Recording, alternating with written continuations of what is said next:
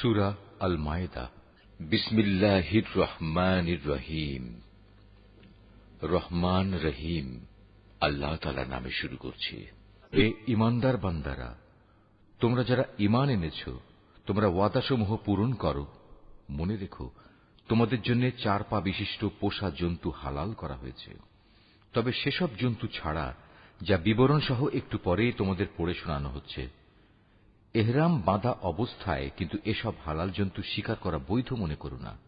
হ্যাঁ, আল্লাহ তাআলা যা চান সে আদেশই তিনি জারি করেন।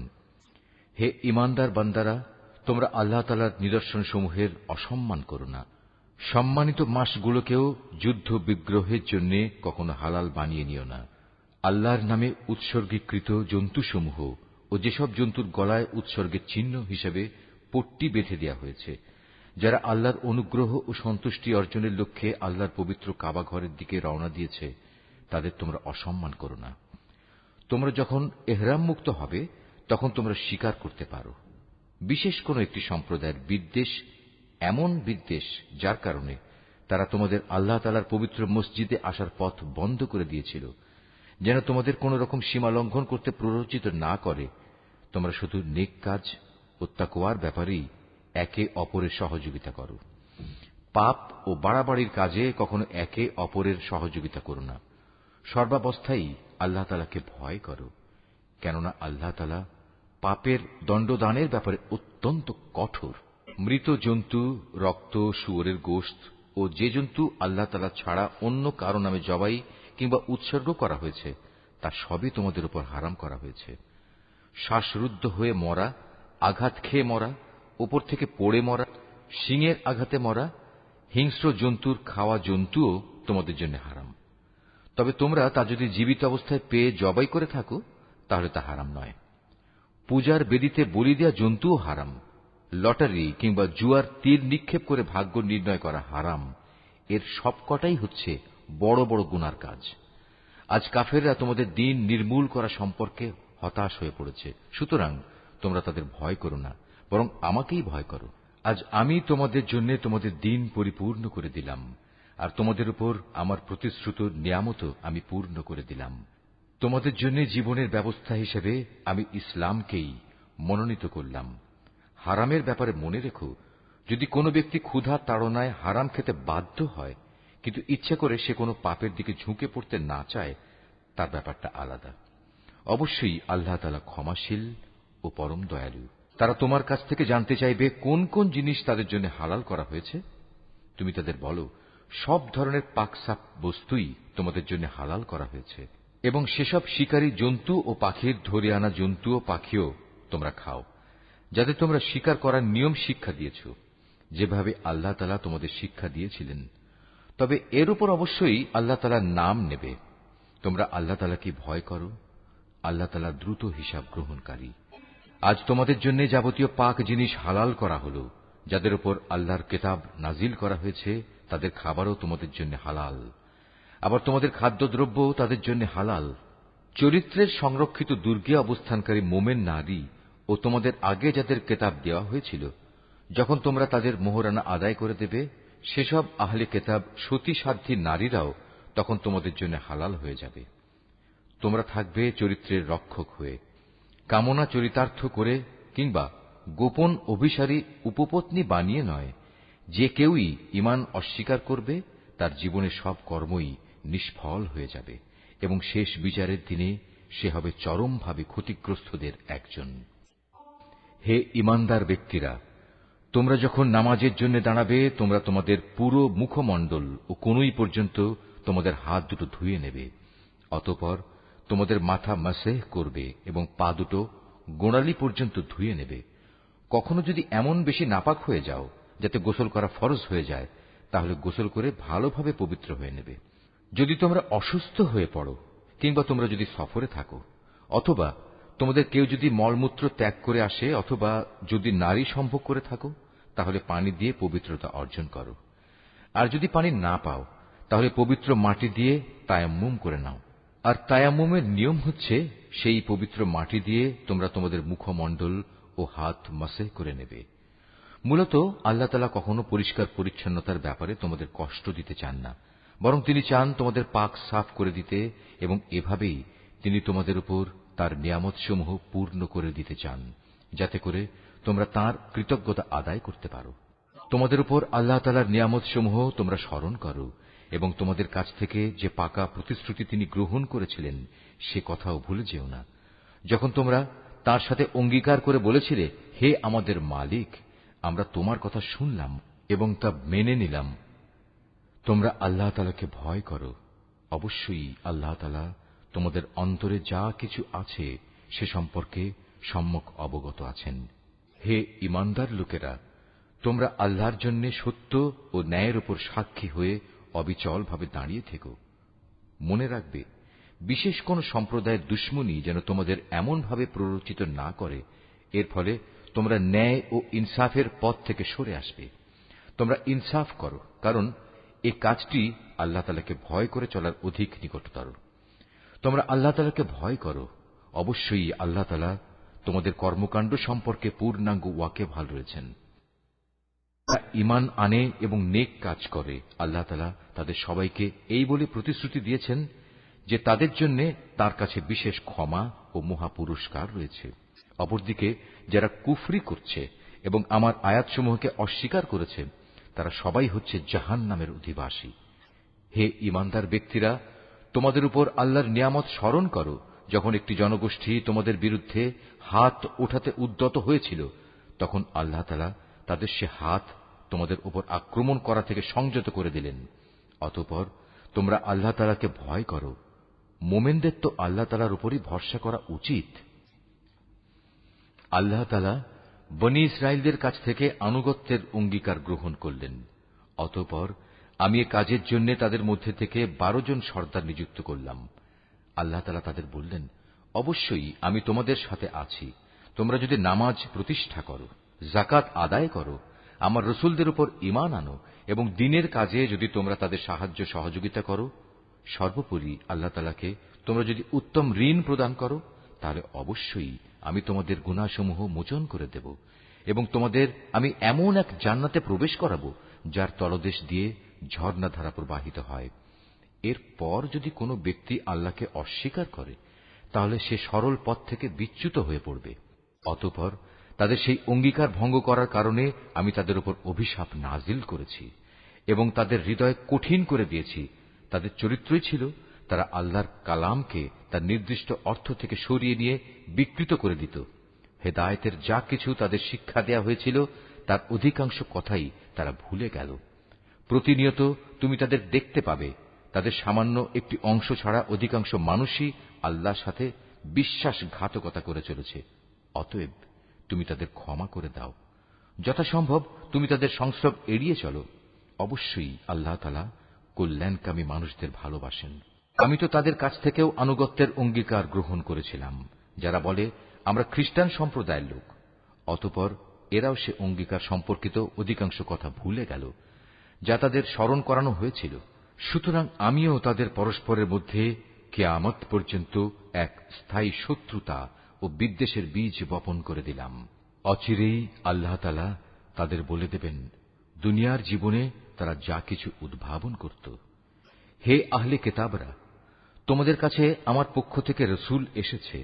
আগের কিতাবে যা কিছু তোমরা এতদিন গোপন করে রেখেছিলে তার বহু কিছুই সে তোমাদের বলে দিচ্ছে, আবার অনেক কিছু সে এড়িয়েও যাচ্ছে। তোমাদের কাছে এখন তো আল্লাহর পক্ষ থেকে আলোকবর্তিকা এবং সুস্পষ্ট কিতাবও এসে হাজির হয়েছে। যে আল্লাহর সন্তুষ্টি লাভ করতে চায়, এই কিতাব দ্বারা আল্লাহ তাআলা তার শান্তি ও নিরাপত্তার পথ বাতলে দেন। অতঃপর তিনি তাঁর অনুমতিক্রমে তাদের জাহেলিয়াতের অন্ধকার থেকে ঈমানের আলোতে বের করে আনেন, আর এভাবেই তাদের তিনি সঠিক পথে পরিচালিত করেন। নিশ্চয়ই তারা কুফরি করেছে যারা বলেছে মারিয়ামের পুত্র মসীহ আল্লাহ।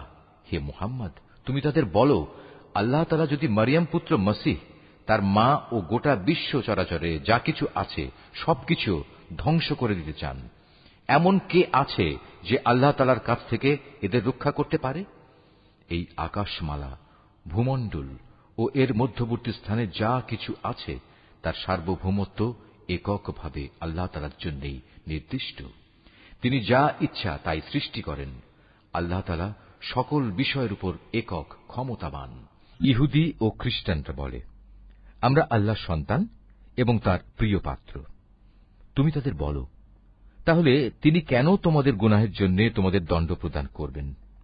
মূলত তোমরা সবাই হচ্ছ আল্লাহর সৃষ্টি করা কতিপয় মানুষ।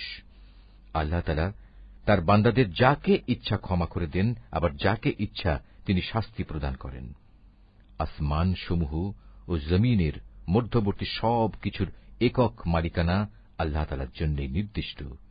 সব কিছুকে তাঁর দিকেই ফিরে যেতে হবে। হে আহলে কিতাবরা, রসুলদের আগমন ধারার উপরেই আমার পক্ষ থেকে তোমাদের কাছে একজন রসুল এসেছে। সে তোমাদের জন্য আমার কথাগুলো সুস্পষ্টভাবে বর্ণনা করছে, যাতে করে তোমরা বিচারের কাঠগড়ায় দাঁড়িয়ে একথা বলতে না পারো যে, কই আমাদের কাছে জান্নাতের সুসংবাদ বহনকারী ও জাহান্নামের সতর্ককারী হিসেবে কেউ তো আগমন করেনি। আজ সত্যি সত্যি তোমাদের কাছে সুসংবাদবাহী ও সতর্ককারী একজন রসুল এসে গেছে। বস্তুত আল্লাহ তাআলা সর্ববিষয়ে শক্তিমান। স্মরণ করো, যখন মূসা তার জাতিকে বলেছিল, হে আমার সম্প্রদায়ের লোকেরা, আল্লাহ তাআলা তোমাদের উপর যে নিয়ামত নাজিল করেছেন তা তোমরা স্মরণ করো। যখন তিনি তোমাদের মাঝে বহু নবী পয়দা করেছেন, তিনি তোমাদের এ জমিনের শাসনকর্তা বানিয়েছেন, এছাড়াও তিনি তোমাদের এমন সব নিয়ামত দান করেছেন যা এ বিশ্ব জগতে এর আগে তিনি আর কাউকে দান করেননি। হে আমার জাতি, আল্লাহ তাআলা তোমাদের জন্য যে পবিত্র ভূখণ্ড লিখে রেখেছেন, তোমরা তাতে প্রবেশ করো এবং এ অগ্রাভিযানে কখনো পশ্চাদাপসরণ করো না। তারপরেও তোমরা যদি ফিরে আসো তাহলে ভীষণ ক্ষতিগ্রস্ত হবে। তারা বলল, হে মূসা, আমরা কিভাবে সেই জনপদে প্রবেশ করব? সেখানে তো এক দুর্দণ্ড প্রতাপশালী সম্প্রদায় রয়েছে। তারা সেখান থেকে বেরিয়ে না এলে আমরা কিছুতেই সেখানে প্রবেশ করব না। তারা সেখান থেকে বেরিয়ে এলে আমরা অবশ্যই প্রবেশ করব। যারা আল্লাহ তাআলাকে ভয় করছিল তাদের এমন দুজন লোক, যাদের উপর আল্লাহ তাআলা অনুগ্রহ করেছিলেন, এগিয়ে এসে বলল, তোমরা সদর দরজা দিয়েই তাদের জনপদে প্রবেশ করো, আর একবার সেখানে প্রবেশ করলেই তোমরা বিজয়ী হবে। তোমরা যদি সত্যিকার অর্থে মোমেন হও তাহলে আল্লাহর উপরই ভরসা করো। তারা আরো বলল, হে মূসা, সেই শক্তিশালী লোকেরা যতক্ষণ পর্যন্ত সেখানে থাকবে ততক্ষণ আমরা কোনো অবস্থায় সেখানে প্রবেশ করব না। তুমি বরং যাও, তুমিও তোমার মালিক উভয় মিলে যুদ্ধ করো, আমরা এখানে বসে রইলাম। তাদের কথা শুনে মূসা বলল, হে আমার মালিক, তুমি তো জানো আমার নিজের এবং আমার ভাই ছাড়া আর কারো ওপর আমার আধিপত্য চলে না। অতএব আমাদের মাঝে ও এই নাফরমান লোকদের মাঝে তুমি মীমাংসা করে দাও। আল্লাহ তাআলা বললেন, হ্যাঁ, তাই হবে। আগামী 40 বছর পর্যন্ত সে জনপদ তাদের জন্য নিষিদ্ধ করে দেয়া হল। এ সময়ে তারা উদ্ভ্রান্ত হয়ে পৃথিবীতে এদিক সেদিক ঘুরে বেড়াবে। সুতরাং তুমি এই নাফরমান লোকদের উপর কখনো দুঃখ করো না। হে মুহাম্মদ, তুমি এদের কাছে আদমের 2 পুত্রের গল্পটি যথাযথভাবে শুনিয়ে দাও। গল্পটি ছিল, যখন তারা দুজনই আল্লাহর নামে কোরবানি পেশ করল, তখন তাদের মধ্যে একজনের কাছ থেকে কোরবানি কবুল করা হল, আরেকজনের কাছ থেকে তা কবুল করা হল না। যার কোরবানি কবুল করা হয়নি সে বলল, আমি অবশ্যই তোমাকে হত্যা করব। যার কোরবানি কবুল করা হল সে বলল, আল্লাহ তাআলা তো শুধু পরহেজগার লোকদের কাছ থেকে কোরবানি কবুল করেন। হিংসার বশবর্তী হয়ে তুমি যদি আজ আমাকে হত্যা করার জন্য আমার দিকে তোমার হাত বাড়াও, তাহলে আমি কিন্তু তোমাকে হত্যা করার জন্য তোমার প্রতি আমার হাত বাড়িয়ে দেব না। কেননা আমি সৃষ্টিকুলের মালিককে ভয় করি। আমি বরং চাইব তুমি আমার গুনাহ ও তোমার গুনাহের বোঝা একাই তোমার মাথার উপর উঠিয়ে নাও এবং এভাবেই তুমি জাহান্নামের অধিবাসী হয়ে পড়ো। মূলত এ হচ্ছে জালেমদের যথার্থ কর্মফল। শেষ পর্যন্ত তার কুপ্রবৃত্তি তাকে নিজ ভাইয়ের হত্যার কাজে উস্কানি দিল। অতঃপর সে তাকে খুন করেই ফেলল এবং এ কাজের ফলে সে ক্ষতিগ্রস্তদের অন্তর্ভুক্ত হয়ে গেল। অতঃপর আল্লাহ তাআলা সেখানে একটি কাক পাঠালেন। কাকটি হত্যাকারীর সামনে এসে মাটি খুঁড়তে লাগল। উদ্দেশ্য তাকে দেখানো কিভাবে সে তার ভাইয়ের লাশ লুকিয়ে রাখবে। এটা দেখে সে নিজে নিজে বলতে লাগল, হায়, আমি তো এই কাকটির চাইতেও অক্ষম হয়ে পড়েছি। আমি তো আমার ভাইয়ের লাশটাও গোপন করতে পারলাম না। অতঃপর সে সত্যি সত্যিই নিজের কৃতকর্মের জন্য অনুতপ্ত হল। পরবর্তীকালে এ ঘটনার কারণেই আমি বনী ইসরায়েলদের জন্য এই বিধান জারি করলাম যে কোনো মানুষকে হত্যা করার কিংবা পৃথিবীতে ধ্বংসাত্মক কাজ করার শাস্তি বিধান ছাড়া অন্য কোনো কারণে কেউ যদি কাউকে হত্যা করে, সে যেন গোটা মানব জাতিকেই হত্যা করল। আবার এমনিভাবে যদি কেউ একজনের প্রাণ রক্ষা করে, তবে সে যেন গোটা মানব জাতিকেই বাঁচিয়ে দিল। এদের কাছে আমার রসুলরা সুস্পষ্ট নিদর্শন নিয়ে এসেছিল, তারপরেও এদের অধিকাংশ লোক এ জমিনের বুকে সীমা লঙ্ঘনকারী হিসেবেই থেকে গেল। আল্লাহ তাআলা ও তার রসুলের বিরুদ্ধে যুদ্ধ করে এবং আল্লাহর জমিনে বিপর্যয় সৃষ্টির অপচেষ্টা করে, তাদের জন্য নির্দিষ্ট শাস্তি হচ্ছে এই যে তাদের হত্যা করা হবে কিংবা তাদের শূলবিদ্ধ করা হবে, অথবা বিপরীত দিক থেকে তাদের হাত পা কেটে ফেলা হবে কিংবা দেশ থেকে তাদের নির্বাসিত করা হবে। এই অপমানজনক শাস্তি তাদের দুনিয়ার জীবনের জন্য। তাছাড়া পরকালে তাদের জন্য ভয়াবহ আযাব তো রয়েছেই। তবে এটা তাদের জন্য নয় যাদের উপর তোমাদের আধিপত্য স্থাপিত হবার আগেই তারা তওবা করেছে। তোমরা জেনে রেখো, আল্লাহ তাআলা একান্ত ক্ষমাশীল ও পরম করুণাময়। হে মানুষ, তোমরা যারা ঈমান এনেছ, আল্লাহ তাআলাকে ভয় করো এবং তার দিকে ধাবিত হওয়ার জন্য উপায় খুঁজতে থাকো। তার বিশেষ একটা উপায় হচ্ছে তোমরা আল্লাহর পথে জিহাদ করো, সম্ভবত তোমরা সফলকাম হতে পারবে। আর যারা ঈমান আনতে অস্বীকার করেছে, কিয়ামতের দিন পৃথিবীর সমুদয় ধন দৌলতও যদি তাদের করায়ত্ত থাকে, তার সাথে আরও যদি সমপরিমাণ সম্পদ তাদের কাছে থাকে, এ সম্পদ মুক্তিপণ হিসেবে দিয়েও যদি সে কিয়ামতের দিন জাহান্নামের আযাব থেকে মুক্তি পেতে চায়, তাও সম্ভব হবে না। তার কাছ থেকে এর কিছুই সেদিন গ্রহণ করা হবে না। তাদের জন্য সেদিন কঠোর আযাব নির্ধারিত থাকবে। তারা সেদিন দোজখের আযাব থেকে বেরিয়ে আসতে চাইবে, কিন্তু কোনো অবস্থায় তারা সেখান থেকে বেরিয়ে আসতে পারবে না। তাদের জন্য স্থায়ী আযাব নির্দিষ্ট হয়ে আছে। পুরুষ ও নারী এদের যে কেউই চুরি করবে, তাদের হাত দুটো কেটে ফেলো। এটা তাদেরই কর্মফল এবং আল্লাহর পক্ষ থেকে নির্ধারিত দণ্ড। আল্লাহ তাআলা মহা শক্তিশালী ও প্রবল প্রজ্ঞাময়। হ্যাঁ, যে ব্যক্তি এ জঘন্য জুলুম করার পর আল্লাহ তাআলার কাছে তওবা করবে এবং নিজের সংশোধন করে নেবে, অবশ্যই আল্লাহ তাআলা তার তওবা কবুল করবেন। আল্লাহ তাআলা নিঃসন্দেহে বড় ক্ষমাশীল ও দয়াময়। তুমি কি একথা জানো না, এই আকাশমণ্ডলী ও জমিনের একক সার্বভৌমত্ব একমাত্র আল্লাহ তাআলার জন্য? তিনি যাকে ইচ্ছা তাকে শাস্তি দেন, আবার যাকে ইচ্ছা তাকে তিনি মাফ করে দেন। কেননা সবকিছুর উপর তিনিই হচ্ছেন একক ক্ষমতাবান।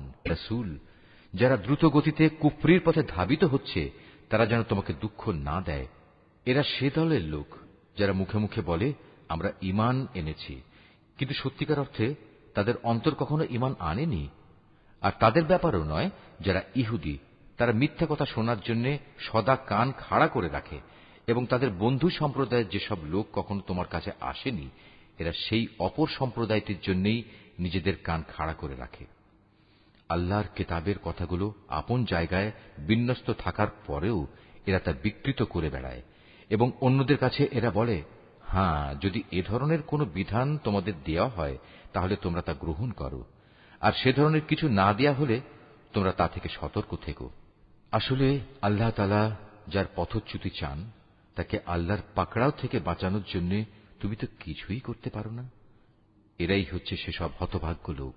আল্লাহ তাআলা কখনো যাদের অন্তরগুলোকে পাক সাফ করার ইরাদা পোষণ করেন না, তাদের জন্য পৃথিবীতে যেমনি রয়েছে অপমান ও লাঞ্ছনা, পরকালেও তেমনি তাদের জন্য অপেক্ষা করছে ভয়াবহ আযাব।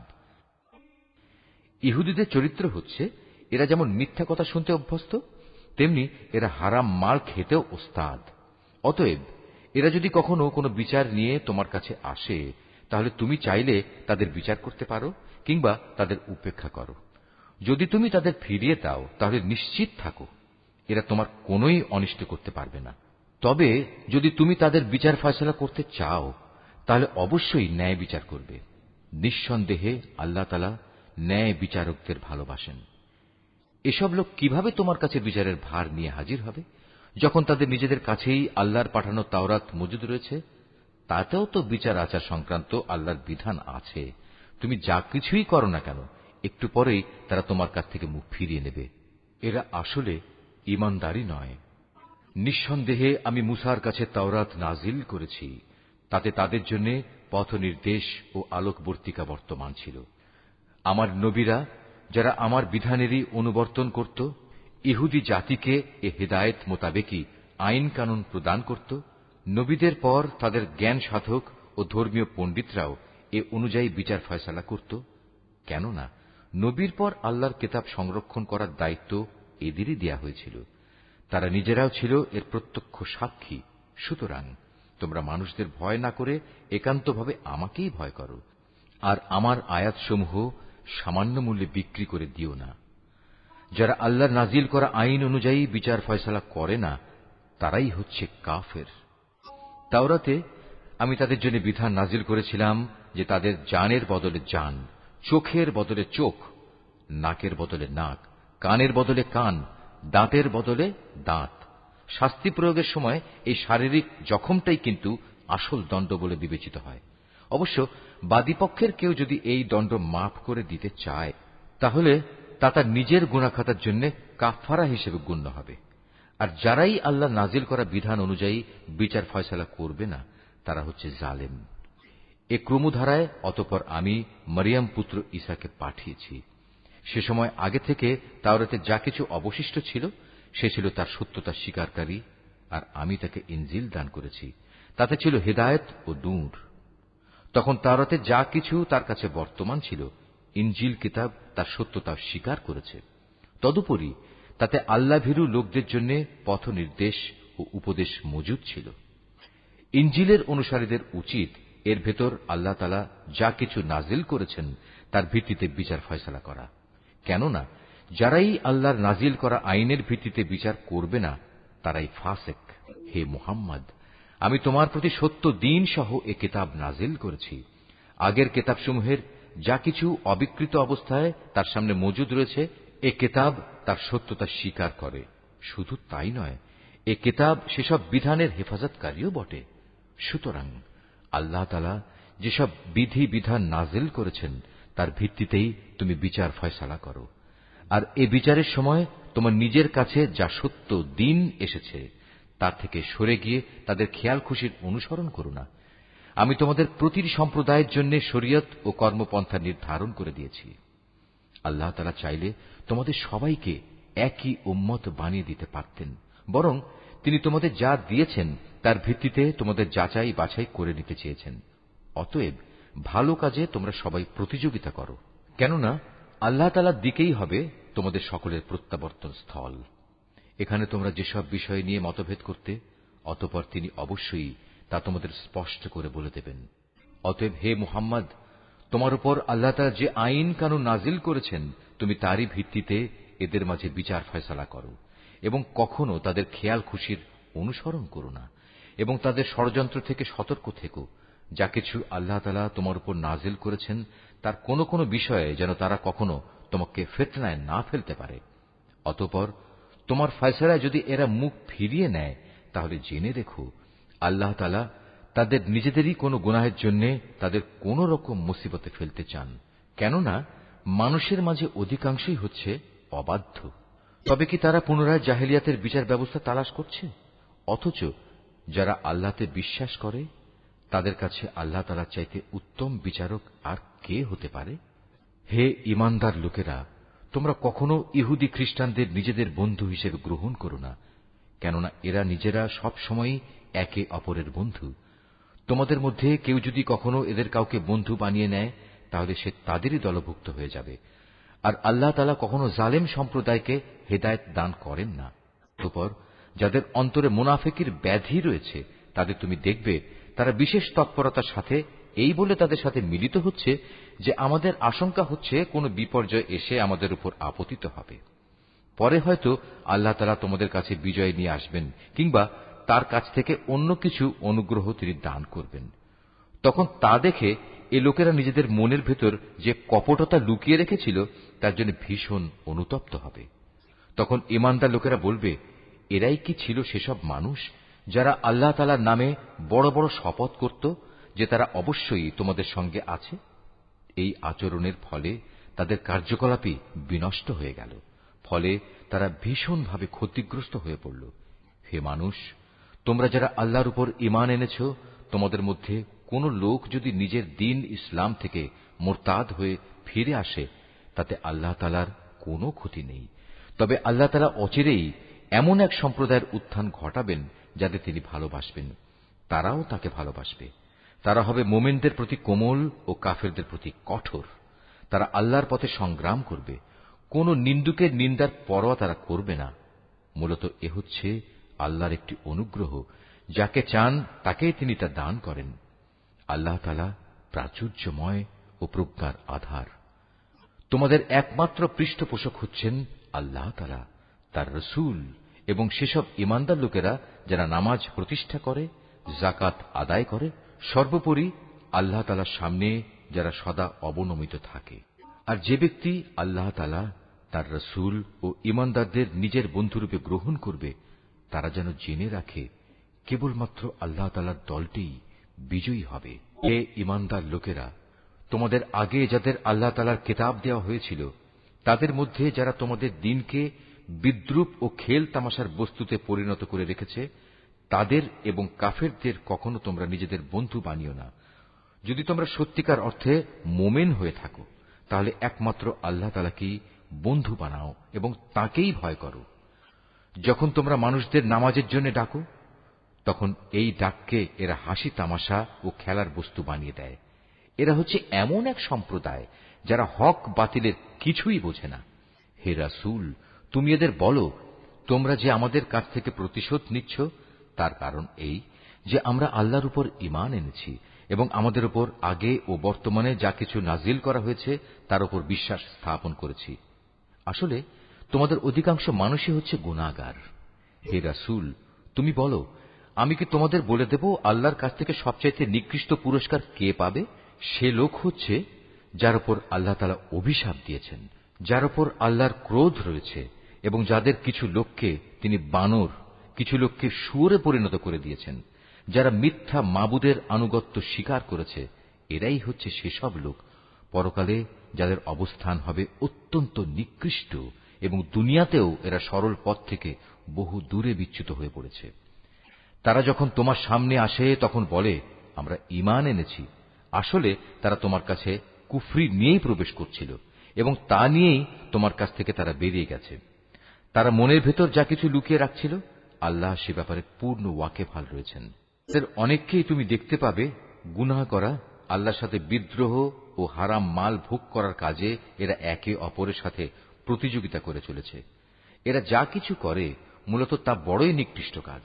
কত ভালো হতো এদের ধর্মীয় নেতা ও পণ্ডিত ব্যক্তিরা যদি এদের এসব পাপের কথা ও হারাম মাল ভোগ করা থেকে বিরত রাখত, কারণ এরা যা কিছু সংগ্রহ করছে তা বড়ই জঘন্য। ইহুদিরা বলে আল্লাহর দানের হাত পা বাঁধা পড়ে গেছে। আসলে তাদের নিজেদের হাতই বাঁধা পড়ে গেছে। আর তারা যা কিছু বলেছে সে কারণে তাদের উপর আল্লাহ তাআলার অভিশাপ নাজিল করা হয়েছে। আল্লাহর তো দুনিয়া আখিরাতের উভয় হাতই মুক্ত। যেভাবে তিনি চান সেভাবেই তিনি দান করেন।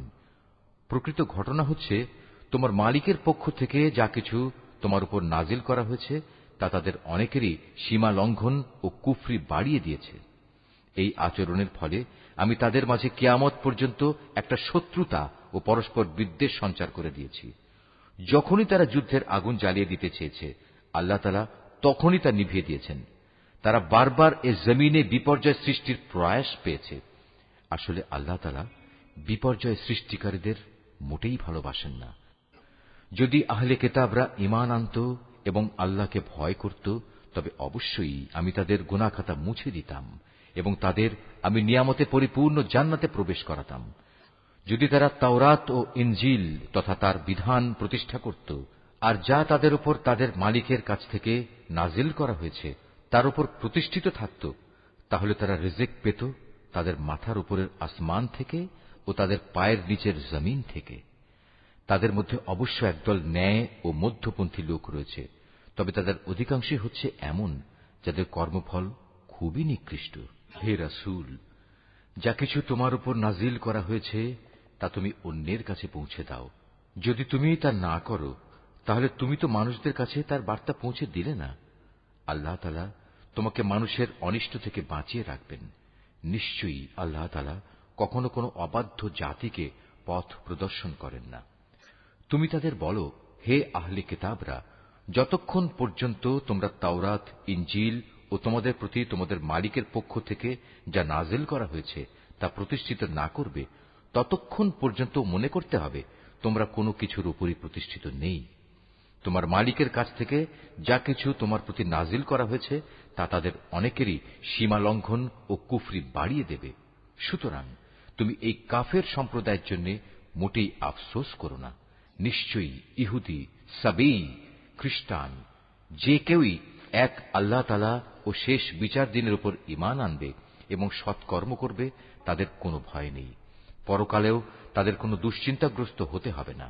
বনী ইসরায়েলের কাছ থেকে আমি আনুগত্যের অঙ্গীকার আদায় করে নিয়েছিলাম এবং সে মোতাবেক আমি তাদের কাছে রসুলদের প্রেরণ করেছিলাম।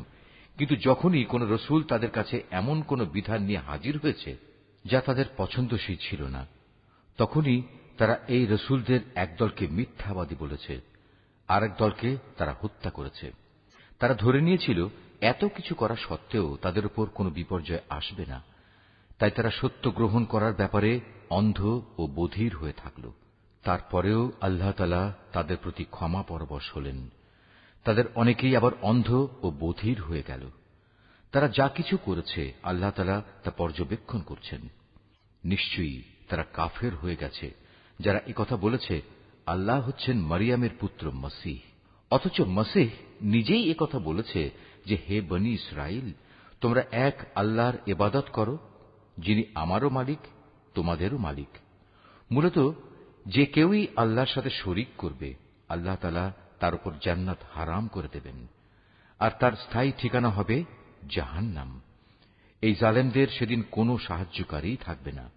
তারাও কুফরি করেছে যারা বলেছে তিনজনের মধ্যে তৃতীয় জন হচ্ছেন আল্লাহ, অথচ এক আল্লাহ তাআলা ছাড়া আর কোন ইলাহ নেই।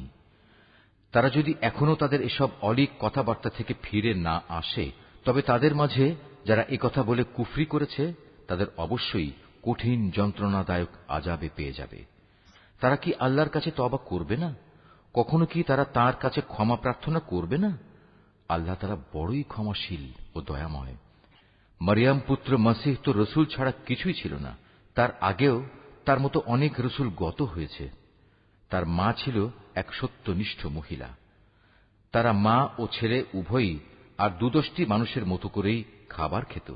তুমি লক্ষ্য করে দেখো আমি কিভাবে আমার আয়াতগুলো খুলে খুলে বর্ণনা করছি। তুমি দেখো কিভাবে তারা সত্য বিমুখ হয়ে যাচ্ছে। তুমি বলো, তোমরা কি আল্লাহকে বাদ দিয়ে এমন কিছুর ইবাদত করছো যা তোমাদের কোনো ক্ষতি কিংবা উপকার কিছুই করার ক্ষমতা নেই? প্রকৃতপক্ষে আল্লাহ তাআলা সব কিছুই শোনেন এবং সবকিছুই জানেন।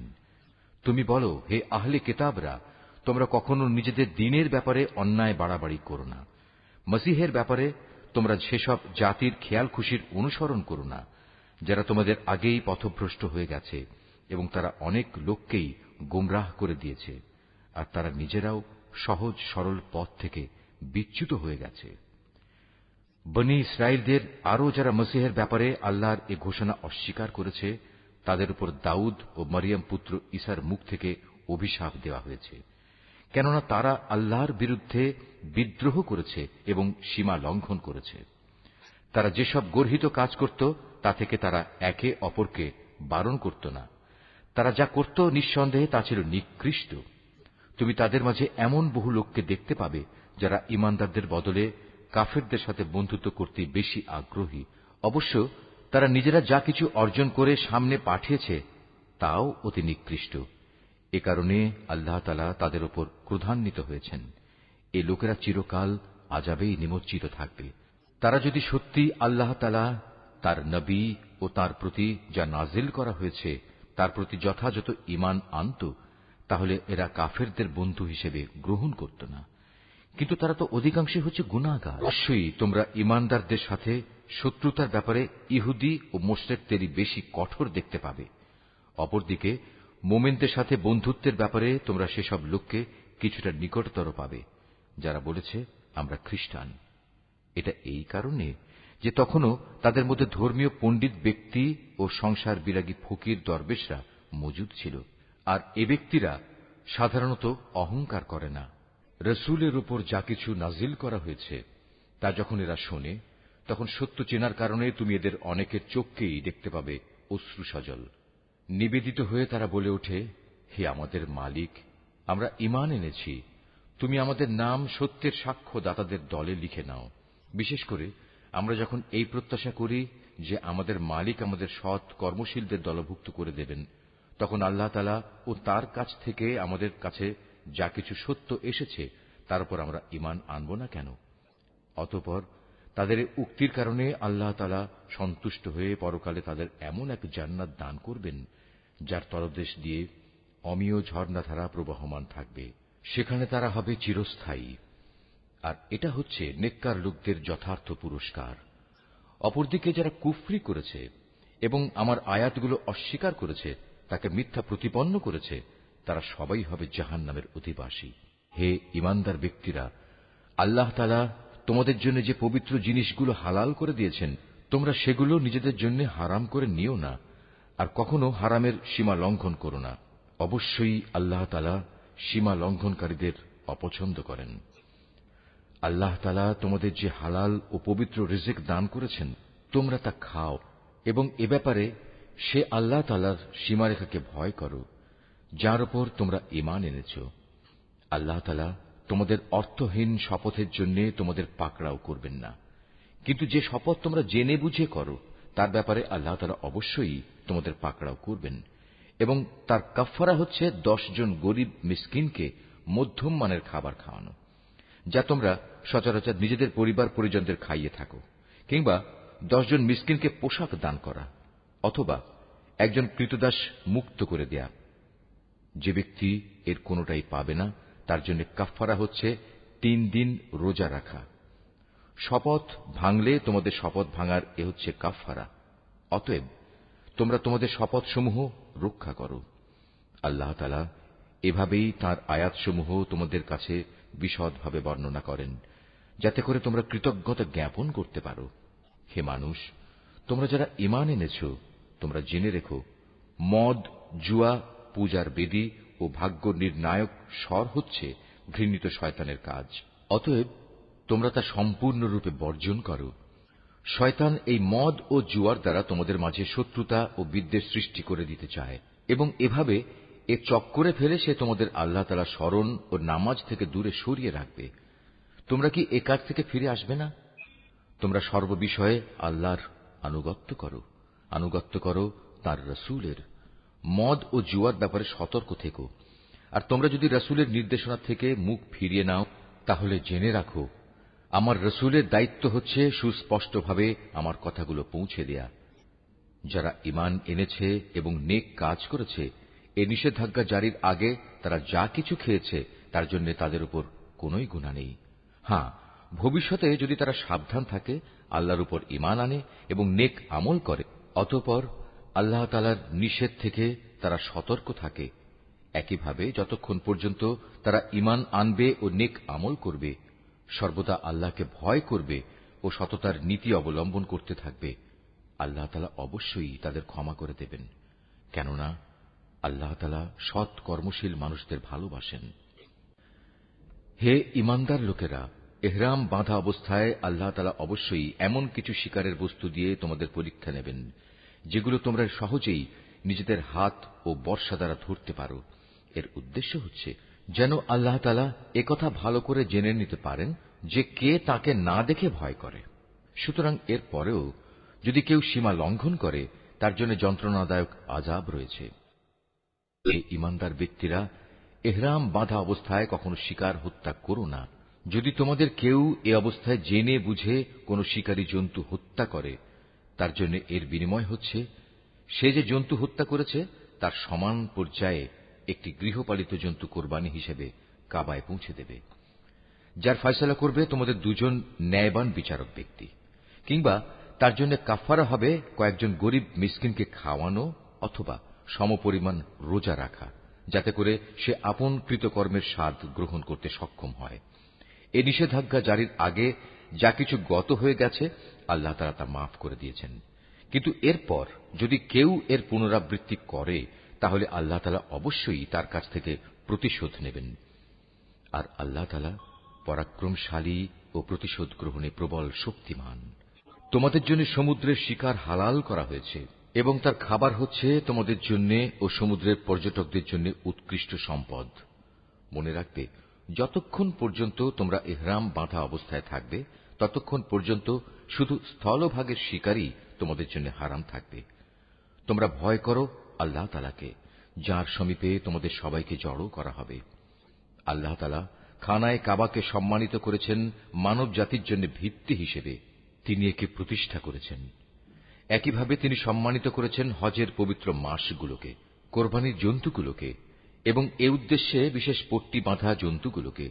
এসব বিধান এজন্যই দেয়া হয়েছে যাতে করে তোমরা একথা জেনে নিতে পারো যে আকাশমালা ও পৃথিবীর যেখানে যা কিছু আছে আল্লাহ তাআলা তা সবই জানেন, আর নিশ্চয়ই আল্লাহ তাআলা সব বিষয়ে সর্বজ্ঞ।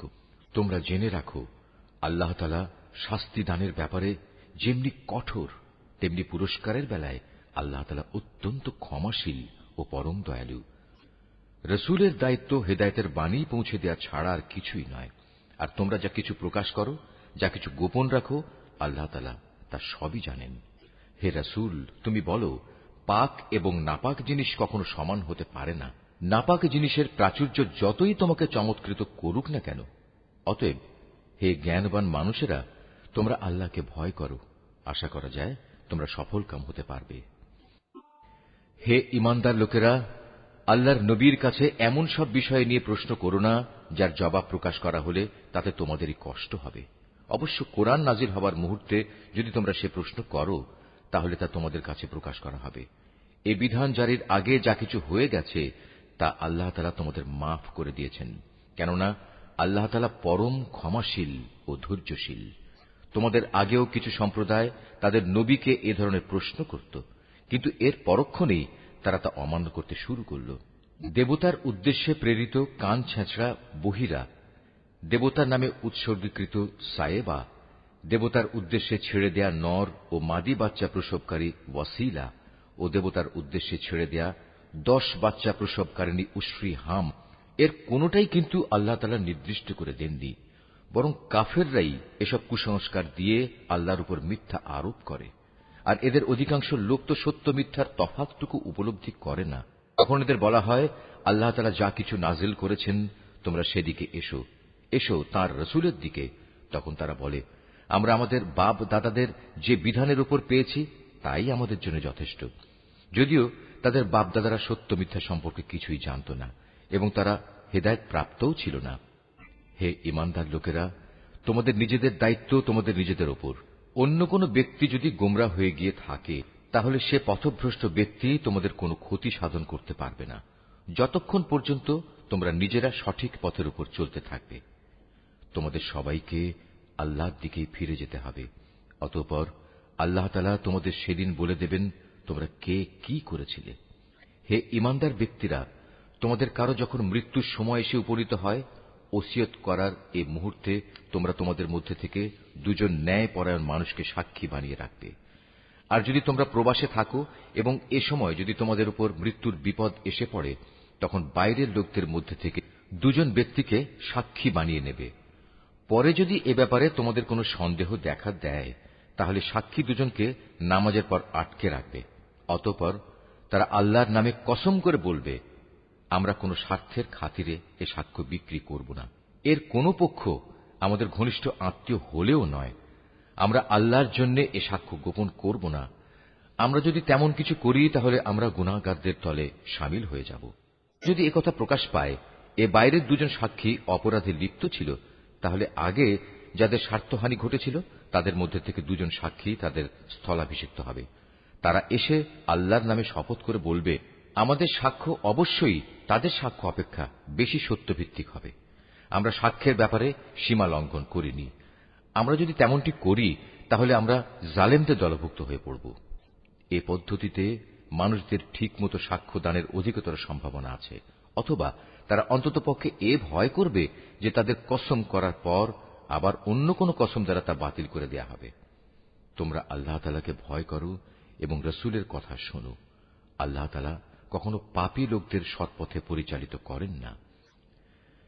যেদিন আল্লাহ তাআলা সকল রসুলকে একত্রিত করে জিজ্ঞাসা করবেন, তোমাদের দাওয়াতের প্রতি মানুষদের পক্ষ থেকে কিভাবে সাড়া দেওয়া হয়েছিল?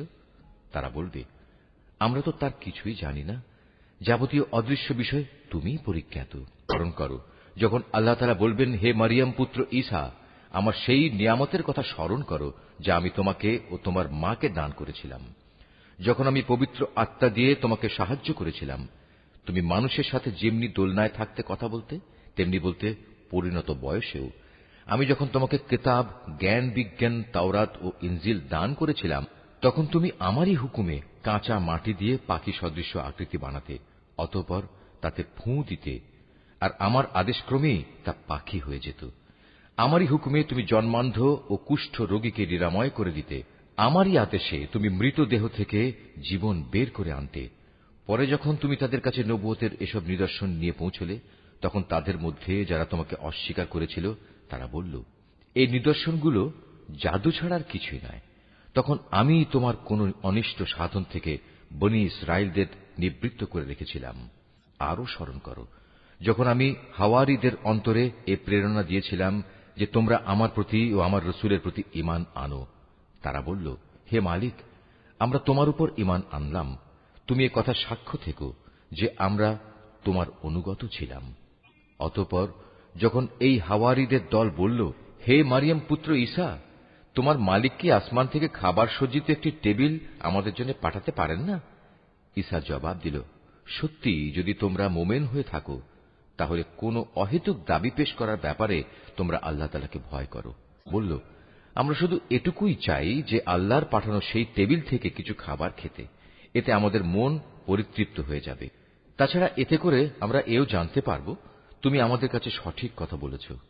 আমরা নিজেরাই সত্যের পক্ষে সাক্ষী হয়ে থাকতে চাই। মারিয়াম পুত্র ঈসা আল্লাহর দরবারে বলল, হে আল্লাহ, হে আমাদের মালিক, তুমি আমাদের জন্য আসমান থেকে খাবার সজ্জিত একটি টেবিল পাঠাও।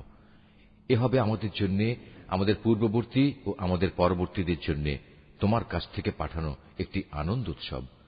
সর্বোপরি এটা হবে তোমার কুদরতের নিদর্শন। তুমি আমাদের রিজিক দাও, কেননা তুমি হচ্ছ উত্তম রিজিক দাতা। আল্লাহ তাআলা বললেন, হ্যাঁ, আমি তোমাদের কাছে তা অচিরেই পাঠাচ্ছি। তবে এর পরেও যদি তোমাদের কেউ আমার ক্ষমতা অস্বীকার করে, তাহলে তাকে আমি এমন কঠিন শাস্তি দেব যা আমি সৃষ্টিকুলের কাউকেই আর দেব না। যখন আল্লাহ তাআলা বলবেন, হে মারিয়াম পুত্র ঈসা, তুমি কি কখনো তোমার লোকদের একথা বলেছিলে যে তোমরা আল্লাহকে বাদ দিয়ে আমাকে ও আমার মাকে ইলাহ বানিয়ে নাও? এ কথার উত্তরে সে বলবে, হে আল্লাহ, সমগ্র পবিত্রতা তোমার জন্যে। এমন কোন কথা আমার পক্ষে শোভা পেত না যে কথা বলার আমার কোনো অধিকারই ছিল না। যদি আমি তাদের এমন কোন কথা বলতামই, তাহলে তুমি তো অবশ্যই তা জানতে। নিশ্চয়ই তুমি তা জানো আমার মনে যা কিছু আছে, কিন্তু আমি তো জানি না তোমার মনে কি আছে। যাবতীয় গোপন বিষয় অবশ্যই তুমি সম্যক জ্ঞাত আছো। তুমি আমাকে যা কিছু বলতে হুকুম করেছ, আমি তো তাদের তাছাড়া অন্য কিছুই বলিনি। আর সে কথা ছিল, তোমরা শুধু আল্লাহ তাআলার ইবাদত করো, যিনি আমার মালিক, তোমাদেরও মালিক। আমি যতদিন তাদের মধ্যে ছিলাম, ততদিন তো আমি নিজেই তাদের কার্যকলাপের সাক্ষী ছিলাম, কিন্তু যখন তুমি আমাকে তুলে নিলে, তখন তুমিই ছিলে তাদের উপর একক নেগাহবান। যাবতীয় ক্রিয়াকর্মের তুমিই ছিলে একক খবরদার। আজ তাদের অপরাধের জন্য তুমি যদি তাদের শাস্তি দাও, দিতে পারো, কারণ তারা তো তোমারই বান্দা। আর তুমি যদি তাদের ক্ষমা করে দাও, তাও তোমার মর্জি। তুমিই হচ্ছ বিপুল ক্ষমতাশালী, প্রজ্ঞাময়। আল্লাহ তাআলা বলবেন, হ্যাঁ, এ হচ্ছে সেদিন যেদিন সত্যাশ্রয়ী ব্যক্তিরা তাদের সততার জন্য প্রচুর কল্যাণ লাভ করবে। আর সে কল্যাণ হচ্ছে তাদের জন্য এমন সুরম্য জান্নাতের ব্যবস্থা করে রাখা হয়েছে, যার তলদেশ দিয়ে অমিয় ঝর্ণাধারা প্রবাহিত থাকবে। সেখানে তারা চিরদিন থাকবে। আল্লাহ তাআলা তাদের উপর সন্তুষ্ট থাকবেন এবং তারাও আল্লাহর উপর সন্তুষ্ট থাকবে। বস্তুত এ হচ্ছে এক মহা সাফল্য। আকাশমালা ও জমিন এবং এর মধ্যবর্তী সমগ্র সৃষ্টি লোকের বাদশাহিত আল্লাহর জন্যই, এবং তিনি সবকিছুর উপর